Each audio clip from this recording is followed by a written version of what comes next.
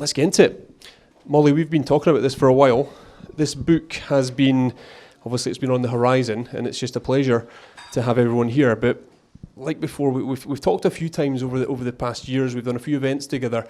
But there's things when I've read this book, there's things I didn't know. I didn't know the journey that you've come. You've been to the top of Everest. You've gone across the South Pole.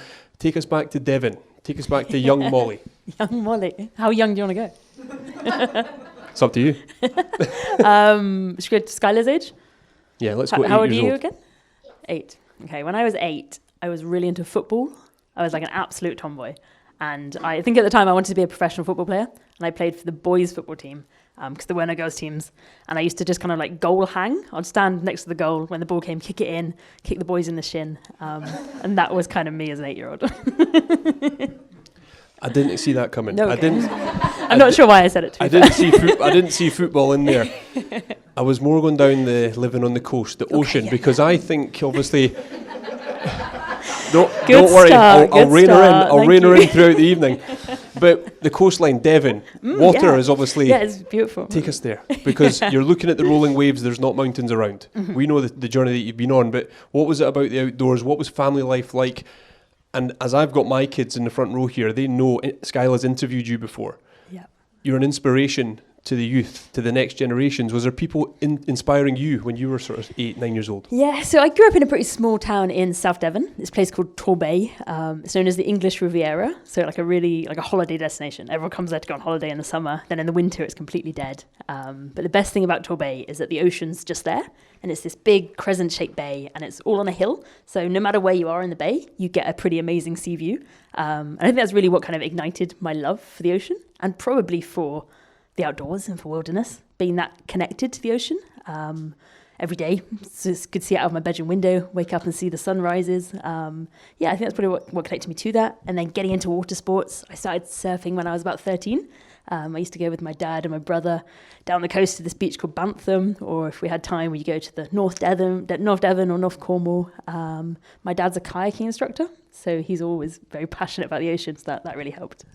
So this book does make sense. I mean, It's not a football book. It's not a football book. It's not taking you on that journey, but the blue Scotland and the blue spaces throughout Scotland, it's something that I'm excited to get to. But before that, get out of Devon now. Take us a bit further. Where did the mountains come into your world? Yeah, so when I was 17, I climbed my first ever mountain. There's obviously no mountains in Devon. And when we went on like holidays as family to Snowdonia or whatever, I was never interested in climbing mountains with my dad and my brother. But the first mountain I did was Mount Kenya in East Africa. And it was the first mountain I did, yeah. Yeah, I'm thinking Arthur Seat or something, or Berwick Law. We'll start small, went straight to Kenya. So my school were organising this kind of charity expedition to go to East Africa and have the chance to climb the mountain. I spent maybe like a year and a half raising the money, bag packing in supermarkets, going to like car boot sales and just selling loads of rubbish. But I made all the money I needed and went to East Africa. We did some charity work and then had the chance to climb Mount Kenya. And it was incredible. I think it kind of opened my eyes to different cultures, which was amazing. Coming from a really small town in Devon and being thrown into Kenya was incredible. Without my parents, just with kind of school friends. And then the world of kind of high altitude and how you have to put so much work in for an incredible reward. It's slow. It took us 4 or 5 days of slowly walking uphill, one foot after the other. And when we finally got to the top, the clouds were kind of swirling around us. They'd open up, you'd see the savannah like hundreds of meters down below. I was absolutely hooked. You were hooked from there. The beauty of a podcast, obviously, we can go back and forth and I can take it any journey. When you say there, you loved it. Were you, as a child, were you confident? Were you at the front of class? Were you shy? Were you retiring? Was going out on your own up Mount Kenya on your own with no parents, was that new to you? Were your parents shocked? Yeah, I was super shy as a youngster. Even like as a teenager, even at uni, I was always the shyest kid. I would never put my hand up and answer questions. Teachers would ask me questions. I would go bright red. Like bright red was my like main form of face at school. And even at uni, like presentations to small groups, I was always pretty terrified. Even at halftime of a football match, she was always red-faced. Yeah, exactly. I could turn it on the football match. So no, super shy, super underconfident. But I did always kind of feel that I could do something and I could achieve something, even if I didn't have that kind of confidence to shout about it and tell people about it. So a self-confidence. I think maybe I had more some sort of self-belief and less self-confidence, I would say. So you were hooked, okay? Yeah. And you mentioned there sort of fundraising, doing any kind of job and things like that. We'll get on to everyone probably in here knows about the tattoo, so we'll talk about that later. But raising money, Mount Kenya adventures, we'll go straight to Everest. Okay. Take us there. You've done South and you've done the North Face. Yeah. You've broke records. You've been at the top of the world twice. Just give us a feeling what it's like on the top of that summit.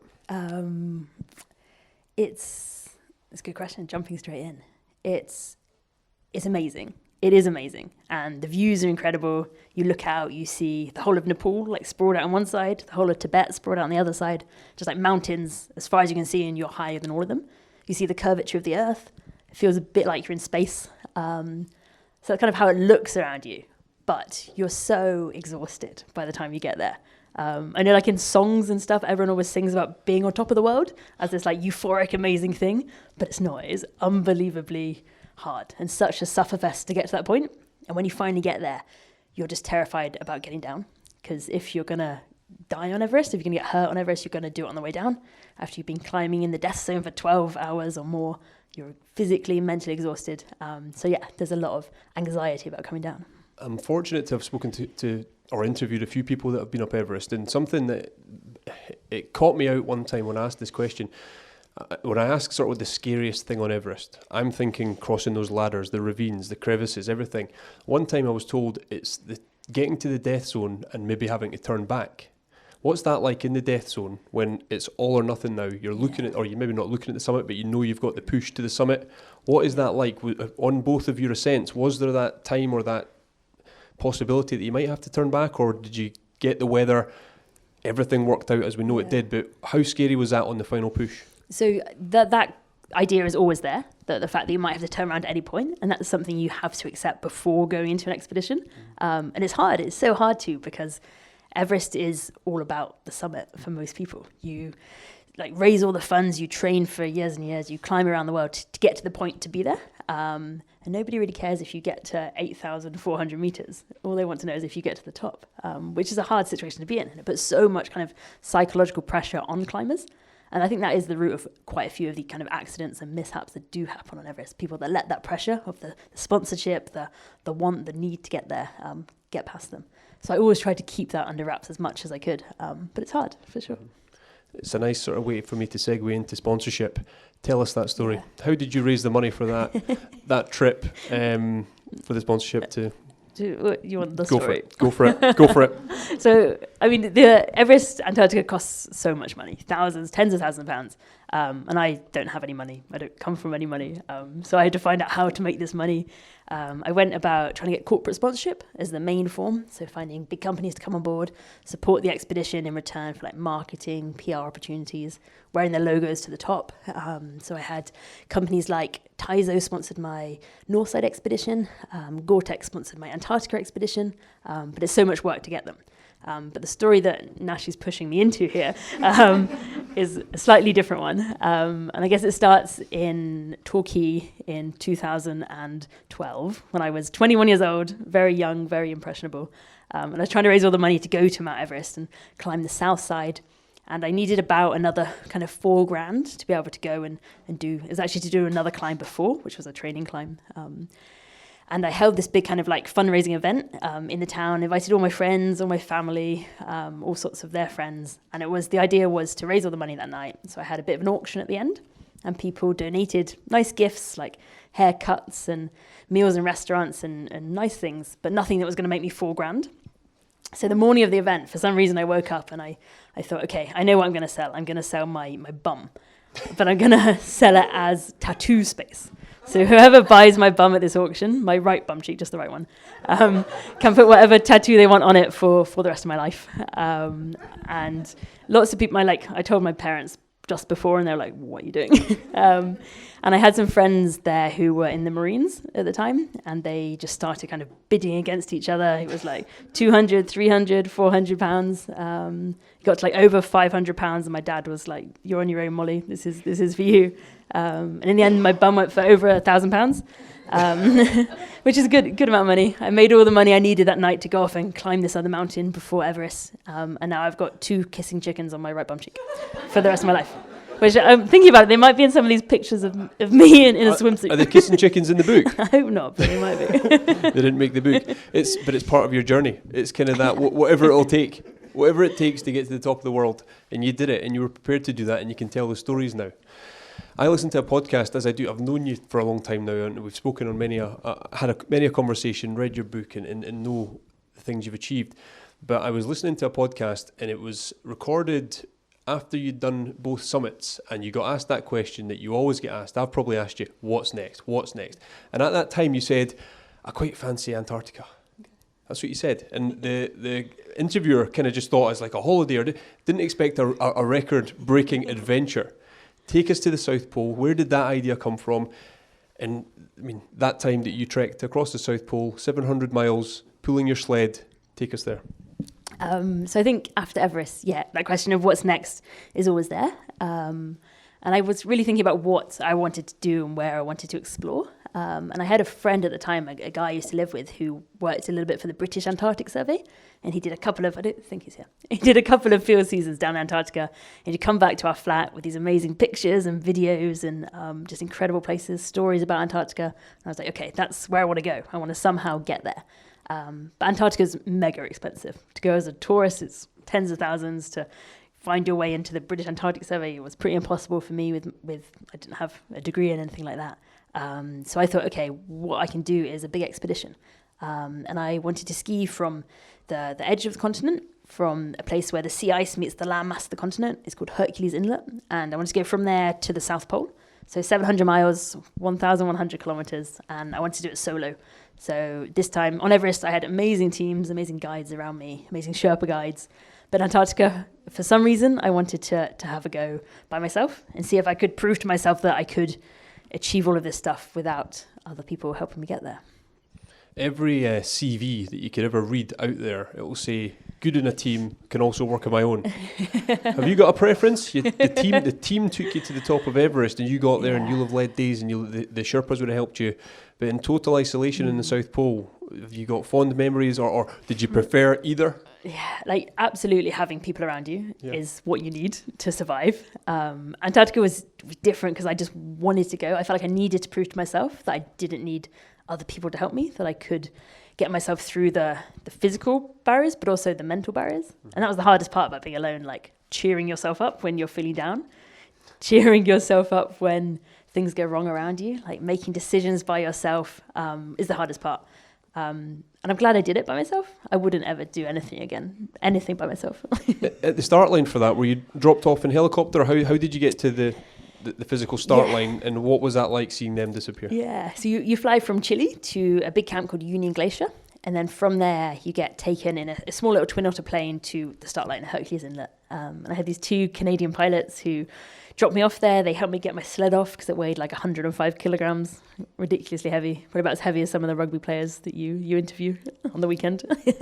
So unbelievably heavy. And these guys just took off behind me. They did like a loop of Hercules Inlet, and they came really close to me. And I remember just kind of waving them off and thinking, okay, they're the last people I'm probably going to see for maybe the next 2 months. Was there anyone doing it at the same time as you, or was there anyone at further points or anything like that? There were people around. There was maybe 6 or 7 people doing the route at a similar time, different start points. There was a Polish guy that started at the same time as me, but within seconds he was off in the distance. I didn't see him again at all the whole time, which was cool. But there were maybe 6 or 7 people around, but you take such different routes until you get there. Like our routes waver, and then you all come together at the South Pole. And the summit of Everest, what's the wind like? Is it comparable to Antarctic? Is it completely the same, or whiteout's exactly the same? Is it the same feeling, or what's... It feels really different. Really different kind of environment. High altitude, you're so focused on the lack of oxygen and your breath. And the cold, you don't feel as much, maybe because you've got this massive down suit on. The oxygen that you're breathing above 8,000 meters has quite like a warming effect on your body as well. And the wind, I think on Everest, you're so like encompassed in all your gear and your oxygen mask and your hood, and you're so kind of just focused on pushing your body through the altitude.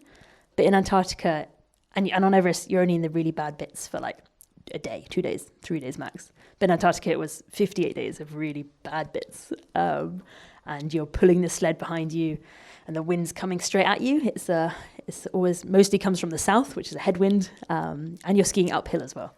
So the South Pole is at 2,800 meters, and you start close to sea level. So it's one of those like slow, gradual hills for 2 months. You'll all probably agree that Everest sounds easy compared to that. Yeah. So Everest twice, the South Pole, and then we move on to Scotland. Yeah. Clearly your favourite out of the three. Yeah, absolutely. Scotland. I'd rather spend my time here than alone in Antarctica. Really? Yeah, for really? sure. Where did the idea come from? Did you think, oh, let's travel? Did the book idea pop up? How did you get to the start line of this adventure? So I got back from Antarctica at the end of January 2020. So we had about like 2 months of freedom before lockdown. And that was cool. Like, did a lot of seeing people, a few talks, a lot of celebrating. But then suddenly I was in social isolation again after being in it for the last 2 months in Antarctica. And I think a lot of my work got cancelled, a lot of my talks got cancelled. So I was kind of thinking, okay, what should I do? And I think when you're confined to a small space, like I live in Edinburgh with Tegan, my girlfriend, and at the time we were in this really small little 1-bedroom flat. And do you remember you weren't allowed to well, in East Lothian, you guys were lucky, but in Edinburgh, there was nothing there. We would go and do walks around Inverleith Park, and you weren't allowed to sit down. We sat down for 2 minutes, and a police officer came and told us off. And I need the outdoors and I need nature to function. So I think I started dreaming of the outdoors, of blue spaces. And it's also the time I kind of came across the concept of blue health, which is so much research is going into it now, kind of recently, and it's all about how important blue spaces are for our mental well-being, and how they're actually seem to be even more important than green spaces. Time spent near water, near the coast, near lochs, near rivers is unbelievably important for us. And I felt that when I was stuck in my flat in Edinburgh. I had the water of Leith to walk up and down, but nothing like the locations in this book. No blue water in Leith. Yeah. Yeah. That's a quote. So what happened? What happened then? Did you start planning routes? Did you think though there's a book in this, or did you just think when this all lifts, I need to get out of here, Tegan? We're going. Did you have Senan then? No, not then. You didn't have Senan the dog then? Okay, because she's an adventurer in herself. She is. But what happened? I know you had over 100 locations that you wanted to target, wanted to get to. How did you whittle it down? How did you choose, and when did it start? Yeah, so it was about the same time that I got my first paddleboard. I got my first red paddleboard and started just as things opened up a little bit. We had those breaks in between lockdown where you could go and then you couldn't. So when they did, we'd go off paddleboarding, and it was amazing to get out. And I was looking for locations around Scotland to go, and I couldn't find much information. There wasn't that many books really at all, or much on the internet about places you could go paddleboarding. So I thought, okay, maybe this is the next project. Maybe I don't have to rush off to Antarctica or Everest. I can stay in Scotland and explore some of these amazing places. And you didn't have to get another tattoo, did you? No, not for this one. No, absolutely not. The publishers weren't up for that. So the first thing I did was find a photographer. I knew that if we needed to showcase Scotland really well, it needed to look amazing. And I've got this great friend called Rachel Keenan, who I've worked with a lot when we worked together at Tyzo, and she's an amazing photographer. So I got in touch with her, and she's got this really strong Glaswegian accent, and she's incredible. And straight away she was probably put some F words in there, but she was like, yes, I'm absolutely there. So together we made this huge spreadsheet of maybe 120 locations of places we'd maybe been to in Scotland before that we loved and thought could fit, or places that were on our bucket list, places we really wanted to go to. And we compiled it all. We got the publishers on board, Berlin, which was great. And then as soon as we were allowed to travel properly, we started going and started exploring Scotland. And that's the beauty of this book, because you touched on there that where can you paddleboard, what's safe, what's dangerous, what isn't, what's good for kids. Yeah. It's a beautiful manual, and I mean that with the utmost respect. In here is your advice, your guidance. You rate different locations. Mm-hmm. Tell us a little bit about that, how you thought, I want to go there, but I want to let people know where the car park is. Yeah. How do you actually get there? Where should you eat? Yeah, so I think, in the book there's 65 locations, and I wanted some of them to be big bucket list, proper adventures, places like Loch Anne, places like St Kilda, where maybe you'll go there once in your life if you're lucky, and you'll plan it for months and months. And if you do, it'll be the best trip you ever do. But I also wanted some really accessible locations for people just getting into these sports, just getting into swimming or paddleboarding or surfing, and enough information so that they could go and do it. So there's an experience level rating, which is 1 to 5 stars. So the ones with 1 mean they're good for beginners. The 5-star ones, it's take a bit of time, go get some training before, and then go and have a go. And yeah, all the kind of places where you park, where you can eat afterwards, everything that I want to know when I'm going to any of these locations. You touched on that you said this sort of started when you began paddleboarding, you started that journey. I kind of judge how good a paddleboarder is when they're not in a wetsuit and they're just in their regular adventure clothes. Were you good at the start? Were you falling in often? What was that journey of paddleboarding? Because when you just wear a puffer jacket and a woolly hat, I'm thinking, your day's ruined if you fall in here. There's no wetsuit in sight. So your confidence obviously grew as your paddleboarding skills improved? Yeah, absolutely. I think at the beginning of the book, the main thing that changed, like, got the board, we travelled a lot, had a few lessons, but the main thing that changed my paddleboarding was when I started at Ocean Vertical. And I started here in May 2021. And in maybe June 2021, I did my ASI in paddleboarding instructor course with Stevie, my business partner. And the ASI is let me get this right, Stevie. I shouldn't even say it, should I? He's probably Association of Surf Instructors. At the back. Academy of Surf Instructors, and they do great paddleboarding lessons. So Stevie critiqued me for 4 days, taught me everything I needed, got my technique really well, and learnt so much more about safety in the water, places to visit, and that then propelled me through the rest of Blue Scotland. And something I'm so glad I did. In surfing and kayaking, the skills that you picked up as well, or obviously Devon back in the day there was surfing there. So surfing's been there all my life. I wouldn't say I'm any good, but I absolutely love it. It's probably my favourite sport that I do. And kayaking, my dad's a kayaking instructor, so I've been out with him for the last 5 or 6 years. But for the big trips in the book, we got guides with us. And for a few of the big paddleboarding trips, we had guides with us just to make sure that the safety was there and that we could access some really cool places. And the fourth element in the book is swimming. Swimming, yeah. Cold water. How are you with cold water? I'm okay. Yeah. No, I'm okay. I wear a wetsuit a lot of the time. So a lot of the pictures where the swimming and there's someone in a swim costume and it's not me, it's Tegan. Because every time it was too cold, I would just push her into it. But she loves it. Take us to the relationship with Tegan and how this book came to be, because I told you I was going to ask these questions, and we'll get to proofreading and dynamics later. But travelling, getting the chance to travel with Tegan, going all around the country, how enjoyable was that? Yeah, it was awesome. Most of it was me and Rachel in the camper van, to be fair. But at times we brought in our partners and friends. So the best trip we did was me and Rachel and Tegan and Rachel's partner Owen, and the four of us spent 2 weeks in the Outer Hebrides. We started in the south in Barra and just slowly worked our way up the coast until we got to the top of Lewis. We went to St Kilda on that journey and just did so many adventures on the way, and that was unbelievably fun. And the boat trip to St Kilda, obviously it's well described in the book, and the puffins. Take us there. So it was my 31st birthday, and it was a surprise. So Rach and Tegan had organised a surprise to go to St Kilda, and they didn't tell me until we got to the ferry terminal on Harris at 6 a.m. And I didn't know that much about St Kilda until I was on the ferry and they told me all about it. And it's an incredible place. It's the best place I've been in the UK. Maybe the best place I've been in Europe. I'm not sure. It's absolutely amazing. It's this archipelago of beautiful, stunning islands. You'll see. Oh, what? Why did I turn around when that photo was there? And why did you put that photo in there, Tegan? So yeah, these beautiful islands, and they've got this incredible human history. There was the people living there for on and off for the last 5,000 years and continuously for the last 2,000 years until 1930. And it's 50 miles off the Outer Hebrides. It's super remote. It's in the middle of the Atlantic Ocean. The waves batter it from every single angle. It's completely wild. And it's got amazing seabird populations. So many puffins and gannets and massive seals. It's amazing. I can see wildlife behind you. What was your experience with wildlife? There's seals in the book, obviously puffins, gannets and things, but what was that like to get just so close to nature? Incredible. And to see it in Scotland and so close all the time, it just made me appreciate this place even more and made me want to protect it even more, because we're protecting it for ourselves, for nature, but mainly for these kind of animals. And we saw everything. Otters were probably the coolest thing. Minke whales, dolphins, so many seals.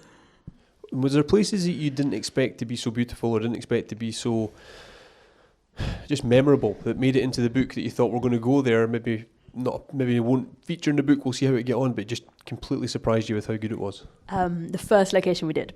Really? Which was the River Clyde in Glasgow, city centre Glasgow.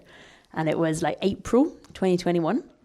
And it was absolutely freezing. And we were in the car park at the Riverside Museum, because next to it there's like a little slipway down onto the river. We pumped up our boards. It was absolutely freezing. Got into the water at sunrise, and it was amazing. It was such a still, calm day. We went down past the Waverley, past the Armadillo, the BBC building, the STV buildings, all of those cool bridges. There was nobody in sight. We saw a little seal like pop up right by the BBC buildings, like in the middle of Glasgow, and it was amazing. And I'm so glad we did that location, because it just showed me that blue spaces can be anywhere, and they need to be looked after and enjoyed anywhere. You don't have to rush off to the Hebrides. If you need like a little lunch break in Glasgow, the River Clyde's there, and you can benefit from the blue health benefits of being close to water in the middle of Glasgow. Yeah, and then take us to what we've got around us here, because we're spoilt for the coastline here, but Yeah. Fidra's in the book, Belhaven Bay, Coldingham. Yeah. What is it about East Lothian that you love so much? Yeah, it's probably maybe it's a little bit unbalanced. There's a lot of East Lothian in there, because I love it so much. So Coldingham is in there, which is one of my favourite surf beaches along this coast. It's great. There's some ladies here from the swimming club that swim there as well, and it's amazing for everything. Belhaven Bay, which is literally half a mile over that way, is in the book for surfing, for paddleboarding. Fidra's in there, and that was one of the early ones we did as well. It was me, Stevie and Rachel on quite a rough day. There was quite a lot of swell, and we kind of made it around the island. The skies were really grey, so it looks pretty moody. But that was awesome. And Fidra's cool because the birds there are amazing. If you go like late spring, early summer, so many puffins, like amazing amount of puffins. And you get the baby puffins, which look like big puffins, but really tiny. Razorbills, all sorts. And you mentioned Stevie. How big a fuss did he make that he had to be in the book? Did he force himself in there? Oh no, he was like forcing his face in the camera every time. He's that kind of guy, doesn't he? He just wants to be front and centre. Front and centre. But obviously, you've been all over Scotland. Talk to us about, though, and really get into, are we protecting our coastlines? Are we do you want to see more? What more can we all do to protect Scotland, but beyond? Yeah, so it was really interesting travelling around Scotland, and so much of Scotland is pretty remote, and so many communities, small communities, have to rely on themselves so much. And what impressed me about it was there's so many like community-led projects up along the north coast, in the islands, so parts of the Highlands, where people pull their communities together and they fundraise for things like toilet blocks, which are unbelievably important when people are going around the North Coast 500 and they need to go to the toilet, they need somewhere to go. They fundraise for litter bins. They fundraise, really importantly, for like boards that teach you about the wildlife of the area, about the beaches, about the maca, about the grass, about the rare orchids that live there. So many amazing community-led projects around the whole of the coastline, which was really impressive. But of course, there's problems. Of course, there's tons of problems. In Scotland, there's a lot of wildlife loss. I think there's something like 11% of our wildlife species, fauna and flora, are under threat of extinction. And we've already lost 25% of our native species, which is huge. And sometimes you don't think about it when you look at Scotland and it looks so beautiful at surface level, but under it, there's a lot going on. Yeah, and those messages are throughout the book. You do talk about it, and you mention the problems that you've seen, but you mention ways of that we can all improve. When you're out, and safety is obviously a massive thing that's covered in the book as well. What were you looking at when you're planning safety-wise? Obviously, you've got the right kit. With Red Paddle, you've got all the things you need. But what should anyone thinking, listening to the podcast, or even in here, that maybe wants to go cold water swimming, wants to try paddleboarding? Yeah. What's the advice on that side of things to stay safe? And that was one of the hardest bits with writing the book, because you don't want to push people to locations that could be dangerous. You want to make sure they've had the right training and they're ready for it. I think I emphasize a lot throughout the book that seeking professional training is the most important thing you can possibly do. Things like paddleboarding, if you can go to a paddleboarding school, learn the correct stroke, learn how to read a weather forecast, learn how to read the ocean and the tides, you're going to be so much safer. And people don't know that naturally. You can't learn it online. So going off and learning it from professionals. The same with kayaking. Like, there were places in the book where I wouldn't go kayaking by myself. So we got guides, and I had no problem. I had no ego issues with getting a guide. I'm so glad that I did. And with swimming as well. It's about taking it slowly, easing yourself in, and slowly building up your adventure level. And how was the weather? How was the Scottish weather throughout this? Was there days that you couldn't get out the van, the days that you were just washed away, or was it pretty fair? When the pictures have obviously come out so beautiful, but you got the good weather, but what were the bad days like? Well, like, weirdly, it was almost always really good. So you look at the book and it's almost always blue. What a question. It's almost always blue sky, and I don't know what happened. We went from like the end of April to the end of October, And we never really had too much bad weather. There was one time on Loch Morlick where we arrived, it was really rainy, really windy. We put the kettle on, sat in the van, then suddenly the sun came out, the wind died down, and we just went straight on the loch, didn't even have the cup of tea. And that was the worst weather there was. It was like summer 2021. I don't know if it was just a special summer or we were just lucky when we got the camera out. And what was Rachel like to work with? Was she kind of in the bushes? Was she hiding underwater? was she just wanting you in the environment, or was she saying, "Mollie, walk over there and stand up there and do all that sort of stuff"? What was she like to work with? What was that dynamic like? She's awesome. She's super, super awesome. It was easy. We've been friends for a long time, so it was all really, really easy. She's so talented, so creative, and so tough, like unbelievably tough. Like there's pictures of me like paddleboarding, but she's behind me like balancing on a paddleboard with her like really expensive camera in her hands, can't possibly fall in.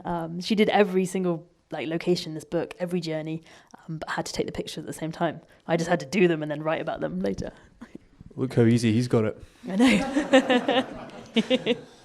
So that dynamic was fun. So it was an adventure. We know Absolutely. it was an adventure, and it sounds easy to say we went on an adventure. We went around Scotland. We took all these photos. You created this. How did you get that together? The time it took.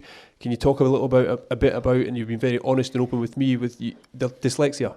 You know the challenges there with dyslexia to get everything that you want into print and to get it there and tell that story. What was that like, getting it from your mind and the adventure into print? Yeah, it was hard. Like I think my original plan was to go do a location, paddleboard it, swim it, come home, write it straight away. But that happened maybe the first 1 or 2 locations. And then after that, they just started to build up. And we'd go off and we'd do them. And then I'd write a few notes, take a few voice notes, take videos of the place. And then it got to about September. And I'd promised the publishers it would be in it like the middle of October. And I had about 35,000 words to write, and I am pretty dyslexic, so it's quite hard for me. It takes me a lot of time to get through that.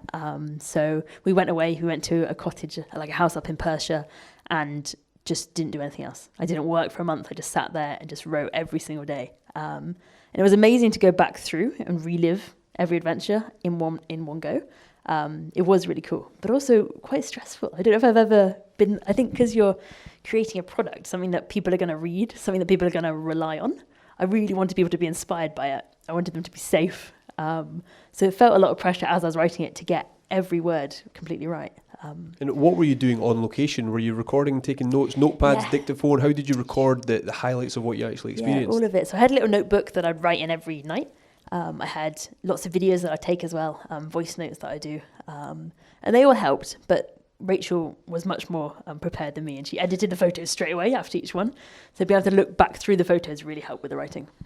Spurred your imagination or reminded you sure. what happened on that day, what you saw, what you experienced. Yep, and she took like 100 photos for each location, so it was very useful. You got tons. So there must be some amazing photos that didn't even make the book. Yeah, for sure. We had to narrow it down. So it was myself and Debs, the editor who's here tonight, had to narrow these photos down. I gave them like maybe 20. Rachel gave me 100 maybe for each location. Mm-hmm. I gave Debs maybe 20 for each location, and then she narrowed it down to pick the best ones that would fit in with the book and the narrative. Mm-hmm. And then let's bring Tegan back into the conversation. You told me there was a bit of proofreading going on. Was that stressful? Was she right? Was she wrong? Was there tension?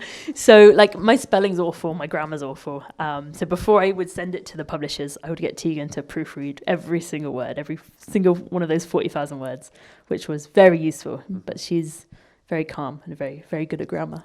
Okay. I'll ask her later what she thinks of that process. Senan is in the book. But if anyone's seen Senan, Mollie's dog that's here this evening, she's having a nap at the back. She's having a nap. Hopefully. What you don't know, she had a wee pee in here earlier. You know, that was something that hey, you can tell these guys, we're all adventurers. You know, we're outdoors people. Senan, a beautiful dog, but she's in a rucksack. She's certainly grown. What was it like taking Senan? Because I know how important she is to you both. So we got her right in the middle of this project, which maybe wasn't the best idea ever. I think we'd done maybe 5 or 6 locations, then we got this tiny puppy. So she obviously had to come on almost all of the journeys with us. And the first one she came on, she was like 12, 14 weeks old, and we put her in the backpack. She couldn't walk. It was Grey Mare's Tail, and you go up, scramble up, and you go to these amazing pools between different waterfalls. And we just put her in the backpack, and she just sat there the whole time, loved it. Came up the waterfall, had her first experience with midges. which was quite a lot. But then she's just come on so many locations, and it's quite cool seeing her in the book because she's just grown throughout the whole book. She starts off like this big, fits in a bag, and now she's like a monster. Yeah, she's lovely. A beautiful dog. The book is fantastic. You've said St Kilda, but if there was a place that someone in here was thinking, I want to do my first paddleboarding, I want to go surfing, is there a couple of other spots that you just sort of remember from the book that just stand out so well? There's so many. What should we do first? Paddleboarding? I've got Loch Ness down here. I like you always talking about Loch Ness. Yeah. Did you see it? Was the monster there? Yeah, obviously. Who's there? There's a monster, kids. It's a monster in Loch Ness. I mean, Skylar, you've swum in it. Oh. So Loch Ness was an interesting. I didn't want to include it at first. Why not? Well, it's so famous, and there's so many other cooler lochs in Scotland. But then the more I learned about it, and the more I learned about paddleboarding there, I knew that it was an amazing location. There's an awesome race called the Great Glen Race that Stevie's done, and Jay, our paddleboarding instructor, did the other day and nailed it, which goes all the way up from, where does it go from? From Fort William to Inverness, yeah. So it goes all the way through Loch Ness. So I kind of got to learn a bit more about it, and it's huge. It's a massive loch, and there's so many different places to go on it. And we picked just one tiny little bay that there is there, and there's a little island in the bay, but there's so many opportunities there. And I thought with like American sails, it might work to have Loch Ness in the book as well. Absolutely, absolutely. The monster is mentioned in the book. Absolutely. Where else? What about cold water swimming? Was there any pools or anything? Go answer that first, and I've got another question for you. Okay. so many good places for swimming. The best place is one of the like higher adventure level ones, and it was Loch Ann in the Cairngorms National Park. It's this beautiful loch. It's maybe at like 700 meters, surrounded by all of the highest mountains in the Cairngorms. You see Ben Macdui, you see Cairngorm like towering above it, and we went there late April again, so there's still a lot of snow on all the mountains. So you usually get there by climbing up over the Cairngorm Plateau, but it was covered in snow, and we didn't want to like take ice axes and crampons and turn it into a mountaineering expedition. So we went a much longer route that took us like over 4 hours to hike there through knee-deep snow in different places, until we finally got to the loch. And it was amazing, seeing the snow on the mountain, getting down to a little beach on the loch, and then realising that I have to go into this loch that's full of like snow meltwater. So that's the one with the hat, that orange hat. I needed the hat for... the flattering hat. Yeah, the flattering. Cheers, Nashy. Now, you probably won't tell me this, and it's a silly question. Is there anywhere that didn't go into the book because you love it so much and it's yours? You know, these little secret places that you have that you think, no, that's the place we're going to go back to. We don't want it filled with people that read the book. I know, actually, not at all. You've been very honest and open. No, everyone in every location in that book was incredible, and for different reasons, for different people at different levels. And yeah, I'm just happy to be able to share them all. Yeah, it's fantastic. The locations are great. There's so many in there that it's almost achievable as a bucket list. The book could be a bucket list for people. If you as people do now, staycations as they say, you stay in your own country and you travel around. We do it as a family. We load the van up and we go. We've now got a map. We've now got a place to go in each spot in Scotland, and it's just fantastic.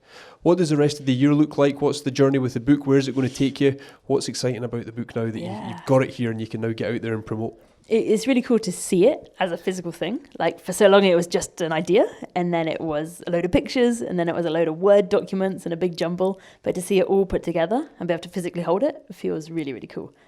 So the official publication date was the middle of September. So from now it's just kind of promo, getting it out there before Christmas, sharing the stories with as many people as we can. So yeah, lots to do. And I know as we sort of bring the podcast to a finish, but you've got thank yous to make. There's so many people that maybe aren't even here this evening that will listen to the podcast, they'll watch the YouTube video. This is you, but obviously there's a team behind this. The thank yous and the people that you worked with. Yeah, so many. The first one has to be Rachel. Without her, this book would just be like pictures from my iPhone that were really bad and it would look awful and nobody would ever buy it.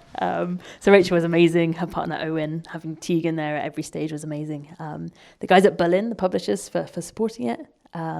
Red Paddle were amazing. They're up filming with us this week, and they were so supportive with this book and gave me awesome boards to take out. And yeah, sure there's other people I've missed. There will be, but obviously you're on all the social media. People can reach out to you directly. You can get copies sent. You can buy it in all the usual shops. But also there's an Instagram page for Blue Scotland. Yeah. What was that like? Obviously you documented the journey as you went. Yeah. Was that good fun? Yeah, it was cool. And we kind of filled it with pictures, random pictures of Scotland at the beginning. And then as we travelled on the journey, we put up the pictures that we have along the route. I think it's blue_Scotland. And I need to do some more posting on it, actually. Tegan's always going on at me to post more on it, so I do need to. And finally, just Ocean Vertical. The future, obviously. I love this company a bit. You guys and everything you do. It's such a good place to be. It's such a good place for the East Lothian community. But the goals, ambitions for this company to build it, obviously, to get into the mountains as the winter comes, and then keep pushing out the water sports. Yeah, for sure. So over the next few months, it's us moving from summer into winter, which is mountaineering. We take people from Scotland, from the Central Belt, and we head up to the Highlands for day trips, for weekend trips, for week-long expeditions. And it's amazing. I can't wait for the snow to come and to see the mountains. It's also to use this space. So we moved in here at the beginning of the season, so kind of April time, and to use this space for more events throughout the winter. So we'll do more podcasts for sure. Let's do it. Corporate events, anything that we can. And then, pushing forward all the time. Mollie, you are an inspiration. This book is fantastic. Everything you've achieved is incredible, and you're an inspiration to my kids, to kids of the parents that we've got in here. So it's fantastic. Thank you so much for inviting me to have a chat with you this evening. Thank you to everyone that's joined us. But I think a big round of applause, everyone. Mollie Hughes.